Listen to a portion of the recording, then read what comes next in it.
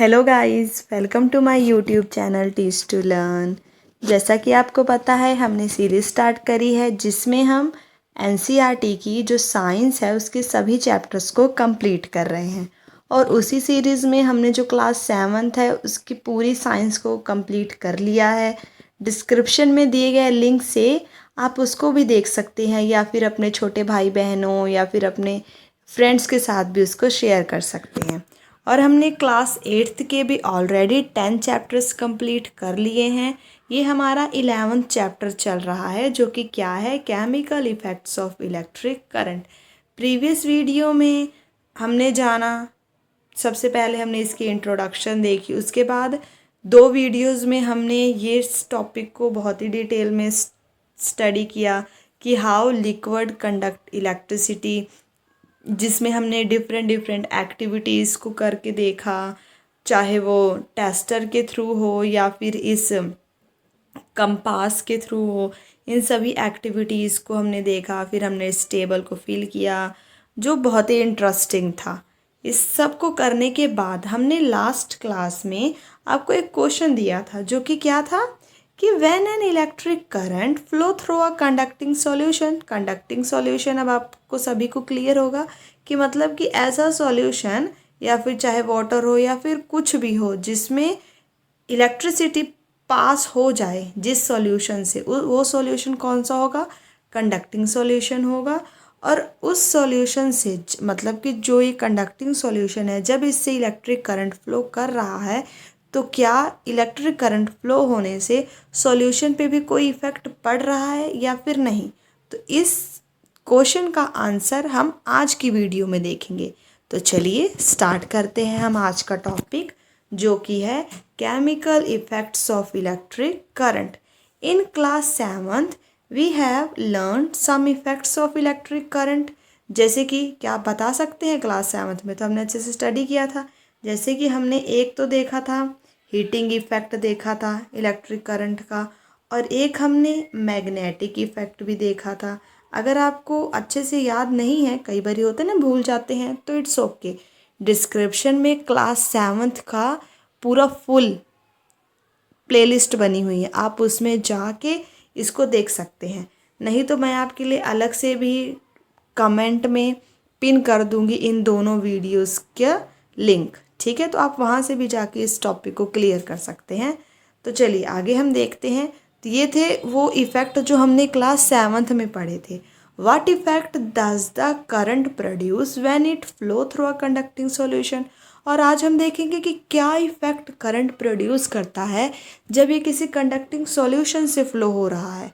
Let us find out. तो इसके लिए हम एक एक्टिविटी करेंगे।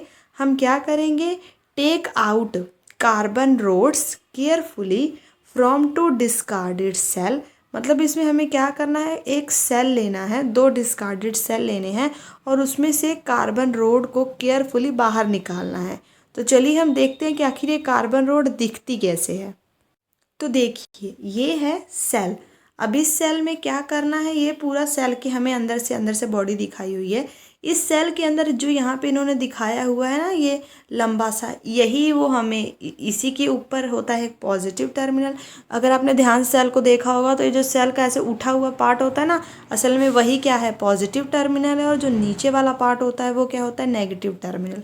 अब यहाँ पे वो हमसे कह रहे हैं कि ये जो बीच वाला रोड है ना, इसी को बहुत ही केयरफुल, जो डिस्कार्डेड जो खराब सेल होंगे उन्हीं में से हमें इसकी बीच वाले हिस्से को बहुत ही केयरफुली निकाल लेना है।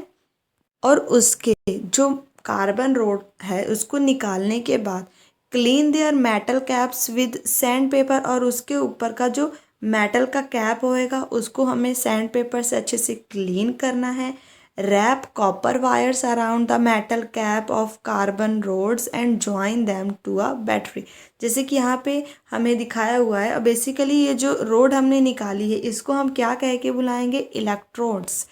अब इस इलेक्ट्रोड के ऊपर जो इसका कैप वाला साइड था, वहाँ पे हमने क्या किया, मेटल की कैप के ऊपर यहाँ पे इन्होंने हमें क्या बोला है, कैपर की वायर्स। जैसे कि यहाँ पे हम देख सकते हैं, जूम अगर हम करेंगे तो ये क्या है, मेटल की कैप्स है और इसके ऊपर कुछ ये जो वायर है यही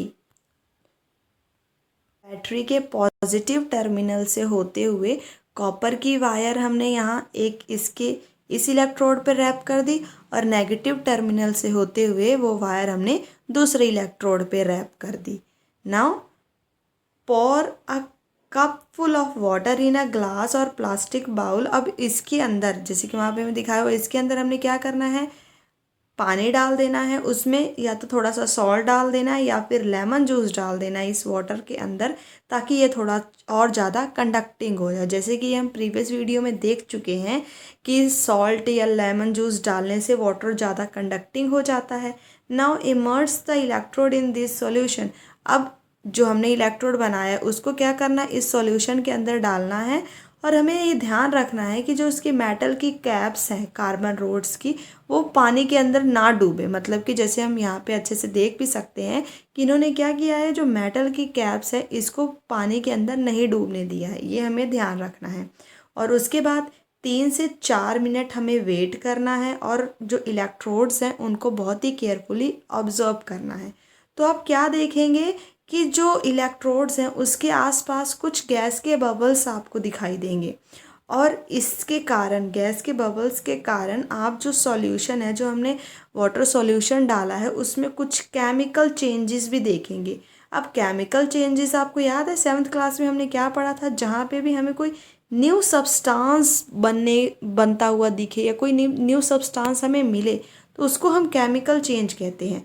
सिमिलरली यहाँ भी क्या हो रहा है, जब हम ये एक्टिविटी करेंगे तो यहाँ पे वाटर में इस इलेक्ट्रोड्स के अराउंड हमें छोटे छोटे कुछ बबल्स दिखाई देंगे।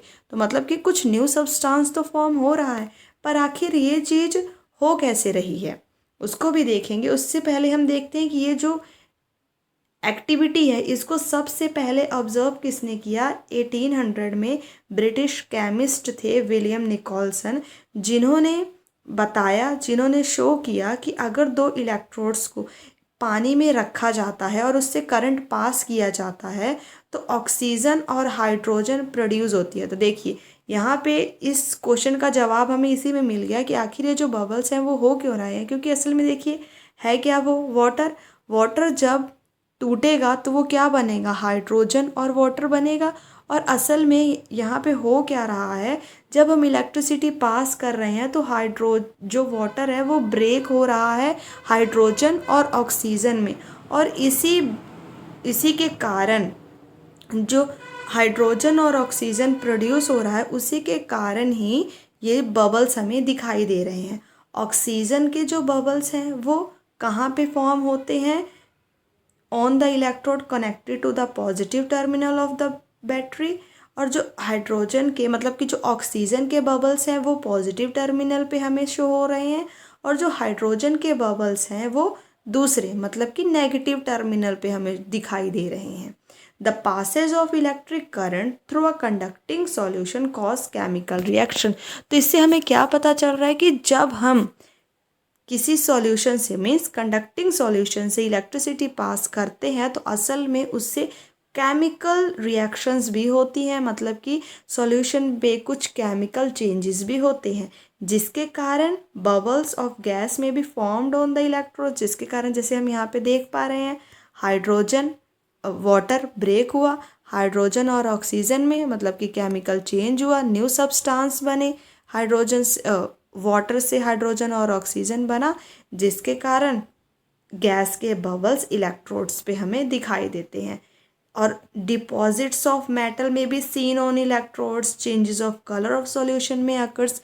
जैसे कि यहाँ पे तो हमने देखा है कि हमने तो वाटर लिया, तो वाटर पे तो क्या इफेक्ट पड़ा कि इसके तो बबल्स बन गए। सिमिलरली अगर हम कोई और सॉल्यूशन ले लें, डिफरेंट सॉल्यूशन ले लें, या फिर हम कोई डिफरेंट इलेक्ट्रोड्स ले लें, तो उससे क्या होगा, हमें अलग अलग केमिकल रिएक्शंस देखने को मिलेंगे। जैसे कि हो सकता है कि हमें मेटल का डिपोजिशन देखने को मिले, या फिर सॉल्यूशन का कलर चेंज हो जाए, इस तरह की रिएक्शन देखने को मिले।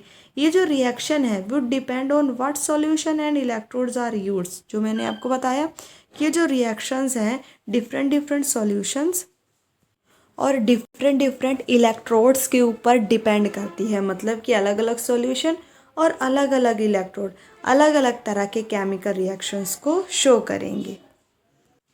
And these are some of the chemical effects of electric current. और यही क्या है, कुछ इफ़ेक्ट्स हैं, केमिकल इफ़ेक्ट्स हैं इलेक्ट्रिक करंट के। अब यहाँ पे हम बूझो की एक स्टोरी देखते हैं, जिसमें बूझो ने क्या किया कि वो सोच रहा है कि चलो मैं क्यों ना कुछ फ्रूट्स और वेजिटेबल्स से भी देखता हूँ कि इलेक्ट्रिसिटी पास हो रही है कि नहीं। तो उसने क्या किया, एक पोटैटो को 2 पार्ट्स में डिवाइड किया और उसमें कॉपर की वायर, जो कॉपर वायर, जो टेस्टर की कॉपर वायर थी, वो उसने आलू में इंसर्ट कर दी। उसने ऐसा क्यों किया, क्योंकि हमने प्रीवियस वीडियो में देखा, ये एक्टिविटी करी थी ना कि अगर किसी में से थोड़ा भी करंट पास हो रहा होगा तो यहाँ पे सर्किट कंप्लीट होगा और इस कंपास में हमें डिफ्लेक्शन शो होगी। पर अब होता क्या है कि उसी टाइम पे जो बूझो है उसकी मम्मी उसको आवाज़ लगा देती है, तो वो क्या करता है, वो भूल जाता है, he forget to take out the, वो जो वायर्स हैं इस पोटैटो से निकालना भूल जाता है। और जब थोड़ी देर बाद वो वापस आता है आफ्टर हाफ एन आवर, तो वो नोटिस करता है कि इस आलू के ऊपर, जैसे कि हम यहाँ पे देख सकते हैं, एक ग्रीनिश ब्लू स्पॉट है, वो भी भला कहाँ, greenish blue spot on the potato around 1 wire, मतलब कि सिर्फ एक वायर किस तरफ ही सिर्फ ग्रीनिश ब्लू स्पॉट आ गया। But he was surprised with this observation, वो पूरा बहुत ज़्यादा सरप्राइज हुआ। तो उसने पहेली को भी बताया, तो पहेली ने भी इस जो ये एक्टिविटी है उसको बहुत बारी किया, और ये एक्टिविटी करके उन्होंने हर बारी क्या पाया कि ये जो ग्रीनिश ब्लू स्पॉट आ रहा है वो हर बार जो पॉजिटिव टर्मिनल है, जो वायर पॉजिटिव टर्मिनल से कनेक्ट है, जैसे कि यहाँ भी हम देख सकते हैं ये वाली वायर पॉजिटिव टर्मिनल से कनेक्ट है, इस पॉजिटिव टर्मिनल वाली वायर के पास ही हमेशा ही बार बार ये ग्रीनिश ब्लू स्पॉट आ रहा है। तो उन्होंने ये देखा कि इससे उन्होंने क्या एक ऑब्जर्वेशन की कि हम इस चीज़ को, ये जो एक्टिविटी है उसको इस तरह भी यूज़ कर सकते हैं कि अगर हमारे पास कोई बैटरी है और उसका कोई भी सिंबल नहीं है कि उसका पॉजिटिव साइड कौन सी है, नेगेटिव साइड कौन सी है, तो उसको हम इस एक्टिविटी के थ्रू पता लगा सकते हैं। क्योंकि अब होगा क्या है, इससे जब हम वायर को लगाए रहेंगे तो जिस वायर के नीचे ग्रीनिश ब्लू स्पॉट आ जाएगा तो हम इजीली कह सकते हैं कि उस तरफ वाला जो बैटरी है, जो बैटरी का सिंबल है वो क्या है, पॉजिटिव है, और जो अदर साइड है वो क्या हो जाएगी, नेगेटिव हो जाएगी। Remember that Boojho set out to test whether the potato conducted electricity और नॉट। देखिए शुरू में तो बूझो ने असल में ये एक्टिविटी क्यों करी, वो ये जानना चाहता था ना कि पोटैटो से इलेक्ट्रिसिटी आखिर पास हो रही है या नहीं, बट उसको दूसरी ऑब्जर्वेशन ही मिल गई। व्हाट ही फाउंड, उसको क्या मिला कि जो current produce a chemical effect in the potato, to him this was a very exciting. पर उसको मिला क्या कि जो करंट है वो एक केमिकल इफेक्ट प्रोड्यूस कर रहा है पोटैटो में भी। तो इससे हमें क्या पता चलता है, this is how sometime science work, मतलब कि हम ढूंढने तो क्या जाते हैं, we are looking for something, पर हम डिस्कवर कुछ और ही कर लेते हैं। और इसी तरह ही कई डिफरेंट जो डिस्कवरीज हैं वो इसी तरीके से करी हुई हैं कि मतलब हम करने कुछ जा रहे हैं, जैसे यहाँ पे वो करने तो जा रहा था कि ठीक है पोटैटो में से करंट पास हो रहा है कि नहीं, पर उसने एक केमिकल इफेक्ट ही करंट का फाउंड कर लिया। तो आई होप आज की ये वीडियो आपको अच्छे से क्लियर हो गई होगी, जिसमें हमने बहुत ही अच्छे से जाना कि chemical effect of electric current आखिर है क्या। अब अपनी नेक्स्ट वीडियो में हम बात करेंगे इलेक्ट्रोप्लेटिंग के बारे में, जो कि बहुत ही ज़्यादा इंटरेस्टिंग रहने वाली है। तो उस वीडियो को देखने के लिए अब जल्दी से जल्दी अभी चैनल को सब्सक्राइब कर लें और इसे अपने फ्रेंड्स के साथ भी शेयर करना ना भूलें। अगर आपको वीडियो पसंद आई हो तो इसे लाइक करें। Thanks for watching.